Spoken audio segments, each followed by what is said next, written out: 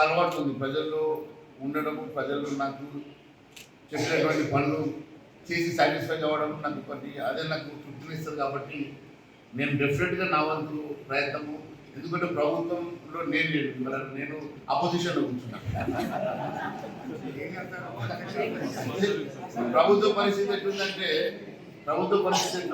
నిన్ననే నేను అసెంబ్లీలో చూసినాను, ₹1 అంటే జీతాలు ఇచ్చే పరిస్థితి కూడా పూర్తిగా అస్తవ్యస్తమే ఉన్నది. టైం పడుతుంది. డెఫినెట్గా సెంట్రల్ గవర్నమెంట్ ఎయిడ్ ఇస్తుంది అండ్ సెంట్రల్ గవర్నమెంట్ ప్రొటెక్ట్ చేస్తుందని విశ్వాసం ఉంటుంది. డెఫినెట్గా ప్రభుత్వం స్టెబిలైజ్ కావడానికి టైం పడుతుంది. మీకు ఏ వర్క్ ఉన్నా నేను ఇప్పుడే ఒక విషయం మాత్రం sure, like PM Awas Yojana కింద ఇల్లు మంజూరు చేయించే బాధ్యత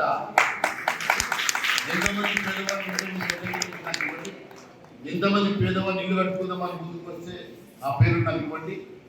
మీ అందరికీ నేను మీ అందరి పండుగలు భాగస్వామ్యం, మీ అందరి పండుగలను పార్టిసిపేట్ చేసుకొని మీ అందరికీ శుభాకాంక్షలు తెలిసే అవకాశం ఇచ్చినందుకు అందరికీ ప్రతి ఒక్కరికి ధన్యవాదాలు తెలియజేసుకుంటూ మీ అందరికీ కూడా మరొకసారి విషయం హ్యాపీ.